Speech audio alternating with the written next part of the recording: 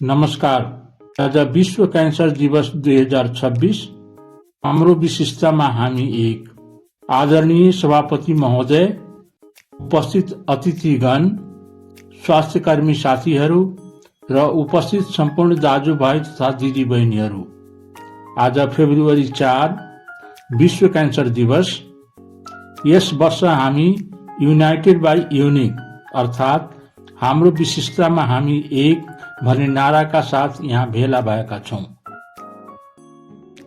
Cancer भन्ने बित्तिकै हामी धेरै डराउँछौँ, तर 2026 को यो अभियानले हामीलाई के सिकाउँछ भने क्यान्सर केवल एउटा रोग मात्र होइन, यो हरेक व्यक्तिको लागि एउटा भिन्न र व्यक्तिगत लडाई हो।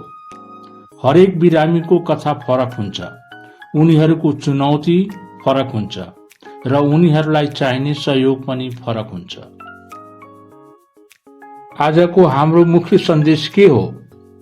हामी बिरामीलाई क्यान्सर रोगीको रूपमा मात्र होइन, एउटा मान्छेको रूपमा, व्यक्ति कसैको आमा, कसैको बुबा, कसैको छोरा वा छोरी हो। उनीहरूको उपचार गर्दा केवल औषधि मात्र होइन, उनीहरूको भावना, सामाजिक अवस्था र मानसिक स्वास्थ्यलाई पनि सम्मान गरिनुपर्छ। यसलाई नै हामी पिपुल सेन्टर केयर, व्यक्ति केन्द्रित उपचार भन्छौँ। हामीले के गर्न सक्छौँ? नम्बर 1, चेतना फैलाउँ। क्यान्सर लाग्दैमा जीवन सकिँदैन। समयमै पहिचान भएमा यसको उपचार सम्भव छ। नम्बर 2, भेदभाव हटाउँ।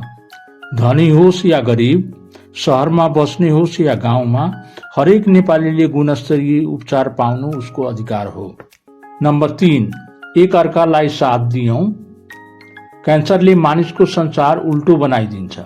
यस्तो अवस्थामा बिरामी र उनीहरूको परिवारलाई हाम्रो माया र हौसलाको खाँचो हुन्छ।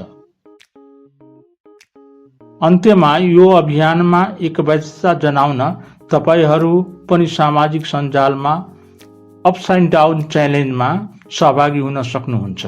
आउनुहोस्, हामी सबै मिलेर यस्तो समाज बनाऊँ जहाँ क्यान्सर विरुद्धको लडाईमा कोही पनि एक्लो महसुस नगर्नुहोस्। धन्यवाद।